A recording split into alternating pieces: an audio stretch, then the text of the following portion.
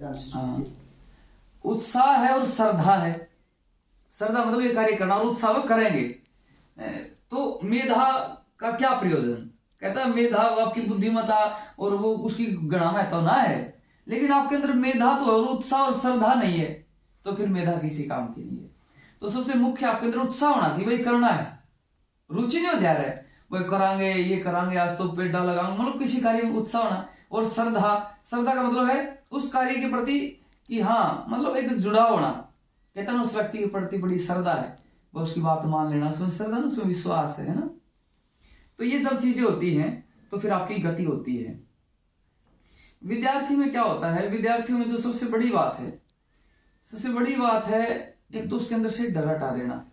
होगा होगा ना होगा देखी जाओगी, ठीक है ना। और जो मेरे बस का मैं वो कर लूं। डर का कारण क्या है? डर आपके अंदर होगा तो वो गति नहीं कर पाऊंगे। मैं एक छोटा सा उदाहरण बताता हूं।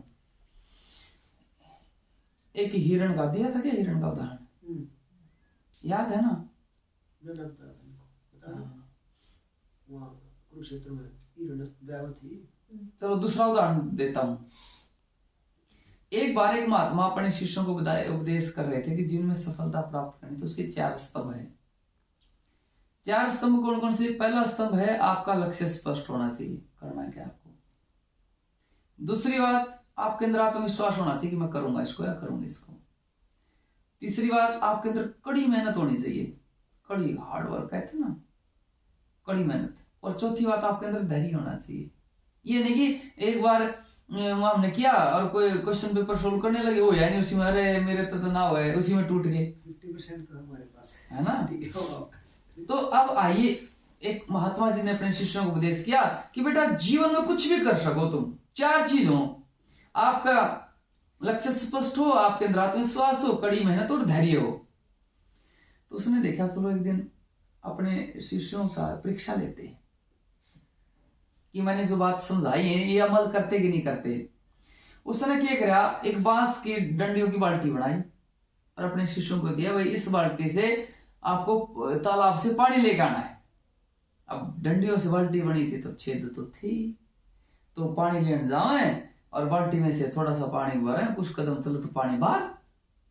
तो उसके शिष्य बोले वो गुरु जी का तो दिमाग सटक गया है, इस बाल्टी तो पानी आगे लगे हैं, मतलब इस तो पानी ना कुकरे भी नहीं आवे हैं, अब छिद्र है, पानी कुकर डट जाओगा, इतनी दूर लेकर जाना है।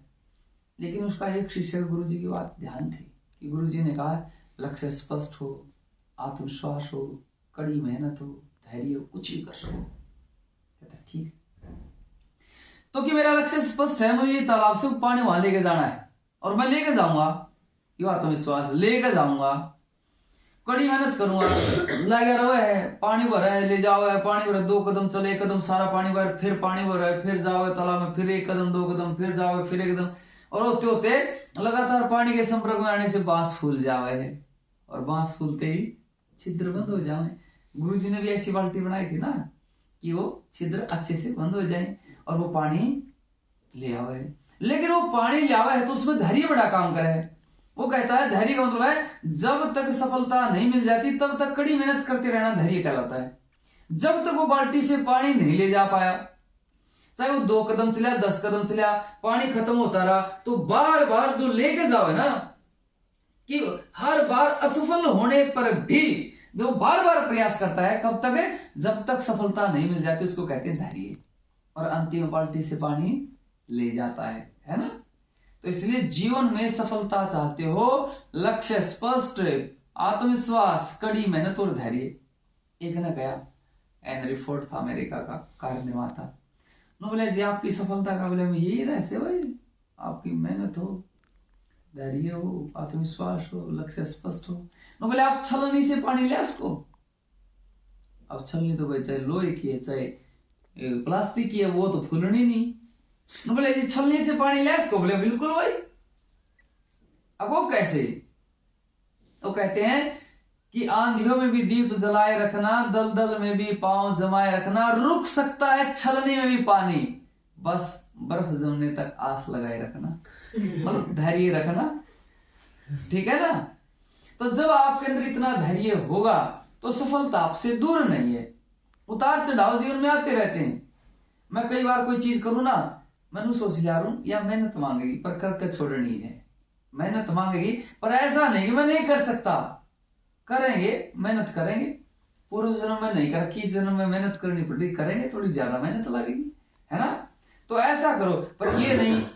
कई बार मैं ये भी सोचता हूँ, मैंने कहा इस जन्म में कर लेते हैं, जितना होगा बढ़िया मेहनत से करें, बाकी अगले में देख लेंगे।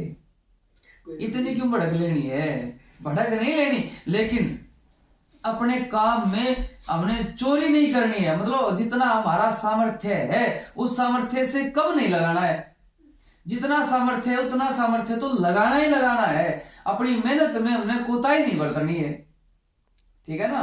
अब व्यायाम करते हैं, एक्सरसाइज करते हैं, एक तो थक जे बस लग गई, सांस चढ़ गई ना, 2-4 तोड़ मारनी है, ठीक है ना। बुला लो कौन है, ताकत पूरी ला हो जाए ठीक। एक तो उनको लोग सोचेंगे, मेरे रिश्तेदार, मेरी बुआ होगी, आए रितिका बेटी की रैंक आया, अब रितिका ने शर्म आओगी, है कोई शर्म नहीं, बुआ अंगा लाया पूरा। यत्न क्रियते कार्यम न सिद्धते मम किम दोष है, मैंने यत्न किया, कार्य सिद्ध नहीं हुआ, मेरा क्या दोष है इसमें। आपको कष्ट नहीं होगा। हमने गुरुकुल कुंभा में प्रोग्राम कराया, इतना अंगा लाया जी, इतना अंगा लाया, हमने गांव गांव में फेरी निकाली, सारे गांव में पर्चे बांटे, मैंने मेरी प्रोफाइल, मेरे जितने भी फोन नंबर है सारे उस पर जाकर कंप्यूटर में तो सारी लिस्ट काटी। 25 बालक मैंने 25 नौजवानों की ड्यूटी लाई, फोन लेकर ने सब फोन लो, सब हर व्यक्ति आप तो फोन आए होंगे, अग्निदेव कार्यक्रम कर रहे हैं, इतना अंगा लगाया, संख्या नहीं है। और मैंने थोड़ा भी कष्ट ना होया, मैंने भाई मेहनत करिए, कार्य सिद्ध नहीं हुआ, मेरा क्या दोष है इसमें, ठीक है ना। तो आपको कष्ट नहीं होगा, लेकिन मेहनत यदि आप नहीं की फिर आपको कष्ट होगा, और मेहनत किया का फल ना मिले ऐसा तो हो ही नहीं सकता। आप कहते हैं दाएं हाथ में कर्म है तो बाएं हाथ में फल है, आप मेहनत करोगे तो उसका फल मिलेगा ही मिलेगा। आप कोई भी चीज है समझ में नहीं आती तो ऋषियों ने क्या किया, बार बार अभ्यास करो, आ जाएगी समझ में। आज आप 6ठी 7वीं ने आराम तो पढ़ा इसको, है ना, 5वीं 6ठी ने आराम से पढ़ा इसको। जब 5वीं 6ठी वो चीज मुश्किल लग गया करती, समय बीतता गया, अभ्यास होता गया, वहां सरल होगी, है ना। तो इसलिए एक तो अपने मन में से भय निकालना है। दूसरी बात, विद्यार्थी काल में ब्रह्मचर्य बहुत जरूरी है। क्या होता है, इस आयु में एक अट्रैक्शन भी अपना प्रभाव दिखाया जाता है, सबके दिखाता है। ऋषियों ने कहा ये प्राकृतिक है, स्त्री और पुरुष का आकर्षण स्वाभाविक है, नेचुरल है, ये होगा ये। लेकिन इसको तोड़ने का एक ही तरीका है कि अपने आप को इतना खपा दो कि टारगेट रोज का ऐसा हो, और उस टारगेट के पीछे डर ना हो, उस टारगेट के पीछे टेंशन ना हो, ठीक है करेंगे। और यूपीएससी वाले तो कहते हैं हर तीसरे दिन डिप्रेशन होता है, हर तीसरे दिन, फिर उठते हैं, फिर लगते हैं। कौन सा होगा अगले जिसे जो डिप्रेशन से ना गुजरा होगा। लेकिन ये हम लोग हैं, आर्य लोग जो आस्तिक होते हैं, परमात्मा तो जुड़े, परमात्मा कर ले, मतलब जितना हम प्रभु अपनी पूरी ताकत लगा रहे हैं, बाकी आपका दूसरे से कंपेयर मत करो। टेंशन का एक बड़ा कारण दूसरे से कंपेयर करना भी खुद को, इस तो मेरे ज्यादा नंबर आ गए, मैं कम हो गई, मेरी बेइज्जती हो, कुछ नहीं। ये बाज का सामर्थ्य, चिड़िया का सामर्थ्य है। अब चिड़िया वास्ते कंपटीशन थोड़ा है करेगी, हाँ चिड़िया का जो सामर्थ्य वो लगाओ। अब ये ना हो कि चिड़िया जितना उड़ सके उतना भी ना उड़े। अब गुरुकुल में पढ़ने के लिए आगे, एक बालक का सामर्थ्य है 5 सूत्र का, वो 5 करे, एक का 50 का 50 कर, ठीक है ना। एक लड़का था आया, उसके बेचारे का याद दिनाओ है, लेकिन लग रहा है, लगा रहा है, गेट का चुकरदन अंडे जावा स्टार्ट है, लेकिन टहलता रहो गेट का आगे को, पूरे दिन लगा रहा है। मैंने कहा पार करेगा, विशेष बनेगा, ये करेगा वो पार। तो इसलिए हमने अपना सामर्थ्य जितना है उतनी ताकत पूरी लगानी चाहिए, और दूसरे से कंपेयर करके खुद के आत्मविश्वास को डाउन नहीं करना चाहिए कि ये तो इतना कर्जे है, ये तो इतना इंटेलिजेंट है, वो तो ये कर गया। दूसरे से कंपेयर करके खुद को हमने अपने आत्मविश्वास को गिराना है, बल्कि ये होना चाहिए कि देखो इसने पूर्व जन्म में कितनी मेहनत की हुई है, ये पूर्व जन्म का तो जोड़ रहा है वो। अभी तुम गाड़ियां में चल लो, एक बेचारा साइकिल बनना, ये क्या सोचे ईर्ष्या करे, बल्कि ईर्ष्या नहीं करनी। वो दूसरा एक स्वामी जी कहा करता कि गुरुकुल में मैं ब्रह्मचारियों को देखकर कभी ईर्ष्या नहीं करता था, ये सोचता था इसने पूर्व जन्म में कितने अच्छे कर्म किए, देखो ये भोग रहा अपने फल, मैं भी करूंगा, ये जन्म में करूंगा, पिछला कुछ कच्चा रह गया है। और ऐसा कभी भी नहीं है कि आप मेहनत करो उसका फल ना मिले, ऐसा है ही नहीं सकता। ऋषि लिखते हैं जो पूर्व जन्म वाला है ना, प्रारब्ध पे पुरुषार्थ भारी पड़ जाता है। इस जन्म का किया है कैसे भारी पड़ जाता है, एक घटना बताता हूँ। ज्योतिष पर लोग बहुत विश्वास करते हैं, नहीं मेरे बेटे के भाग्य में नहीं है, मेरा बेटा ऐसा नहीं कर सकता। एक राजा ऐसे ही था, वो ज्योतिषों में बहुत विश्वास किया करता था। कुछ भी बात होती ज्योतिषी ने दिखवाता, हाथ दिखवाता। तो एक बार ऐसे भ्रमण करते करते तो वो राज्य में चला गया, और राज्य में चले गया तो उसने किसान था, हड़ चला गया था, उससे कहा भाई तेरी रेखाएं देख, तेरा हाथ दिखा, तेरा हाथ देखना है। तो किसान ने हाथ ऐसे कर लिए, तो उसने कहा भाई सीधे कर, सीधे। बोले सीधे तो वो करते हैं जो दूसरे सामने हाथ फैलाते हैं। अब बोले अरे तेरी हाथ की रेखाएं देखनी है, तेरा भाग्य देखना है। तो बोला कि राजन, जब मैं इस हाथ से हल को पकड़ता हूं ना तो मेरी रेखाएं छिप जाती हैं, और मेरी जो कड़ी मेहनत है ना, मेरा पुरुषार्थ है, वो धरती के ऊपर धरती को चीरते हुए मेरे भाग्य की रेखाएं खींचती हैं। तो आपका पुरुषार्थ आपके भाग्य की रेखाएं खींचेगा। ये लकीरें भाग्य की रेखाएं नहीं होती, आपकी मेहनत आपकी भाग्य की रेखाएं खींचेगी। तो कड़ी मेहनत जब हम करेंगे तो सफलता मिलेगी। बस बात है कड़ी मेहनत की, और किया कर्म कभी भी निष्फल नहीं जाता। एक कहता था, और रवि सिंह आग भी बात बढ़िया कह रहा था, बोले भाई 3 दिन तुम बढ़िया पढ़ लो, 10-12 घंटे पढ़ लो, तुम्हारा कॉन्फिडेंस पूरा हाई लेवल का हो जाएगा। और जब तुमने 3 दिन ना पढ़े ना, बिल्कुल नहीं लगेगा कि मेरा तो हो ही नहीं सकता यूपीएससी, मेरे लिए तो बनी ही नहीं। जब आप कड़ी मेहनत करेंगे तो आपका कॉन्फिडेंस बहुत अच्छा बढ़ेगा, ठीक है ना। तो ईश्वर की ओर से प्रेरणा होती है, ठीक है रितिका।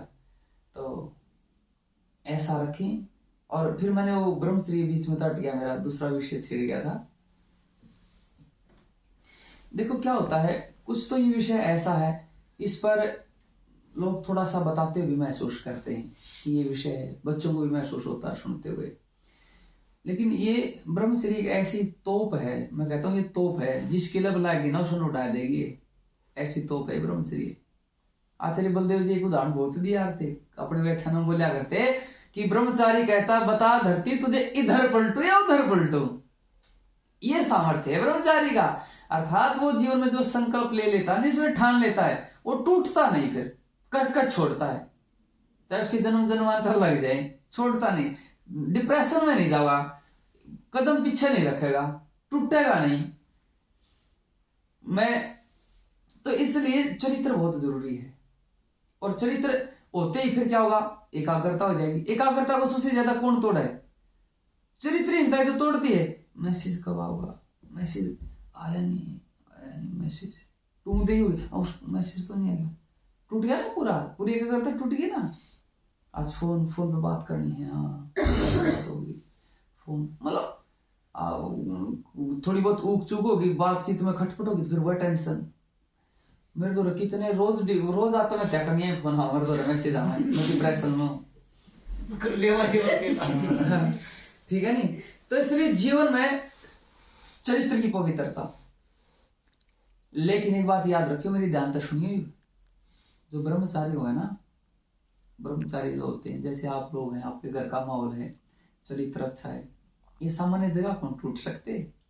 लेकिन जो हिंद केसरी है ना, छोटे मोटे पहलवान तो मारे हुए हाथ को बगाएगा ने, लेकिन जब टक्कर का पहलवान फिट है ना, जो दो हाथों में, जब उसने बिरा पटा है, समझ गए ना। जब हमारे इक्वल गुण कर्म स्वभाव का, हमारे इक्वल विचारों का जब मिला है ना, और हमारे ब्रह्मचर्य की परीक्षा होगी, इसका कितना दम इसका ब्रह्मचर्य में, वो स्थिति पता करती है।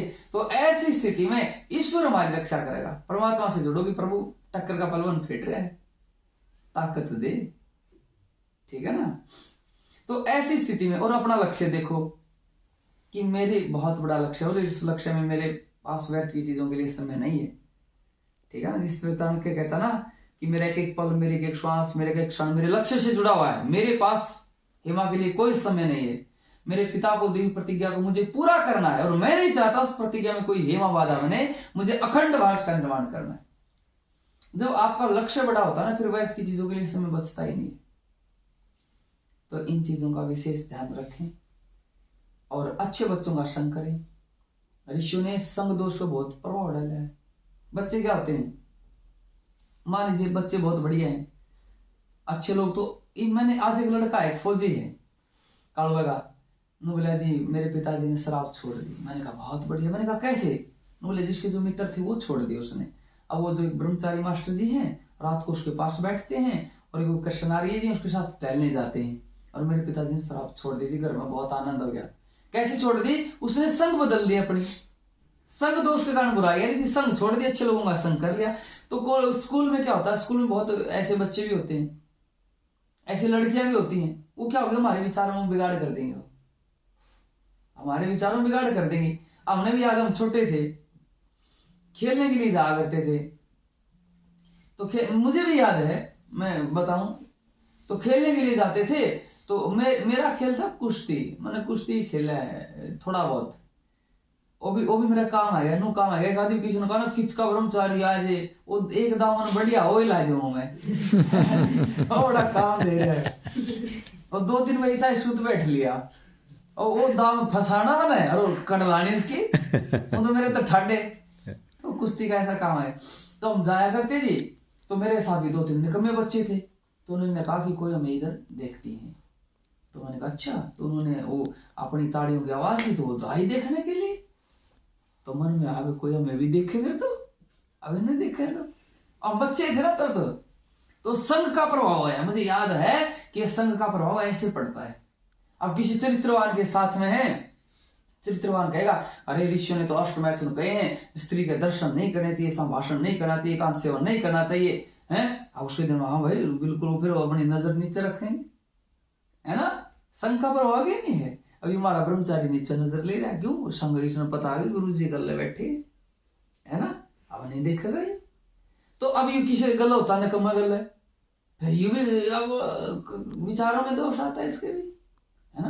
तो इसलिए आपकी स्कूल में जो अच्छी लड़कियां हैं, अच्छे लड़के उनसे दोस्ती करें, जो गंदे लड़के उनसे दोस्ती नहीं करें। जो पढ़ने वाले बच्चे, मेहनती बच्चे, उनसे दोस्ती करो, आपके अंदर भी उत्साह आएगा।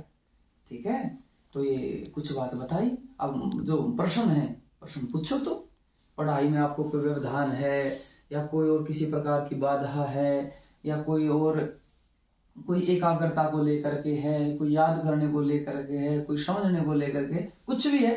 अब आप या कुछ भी और भी कोई भी प्रश्न है तो पूछ सके, कुछ पूछना है तो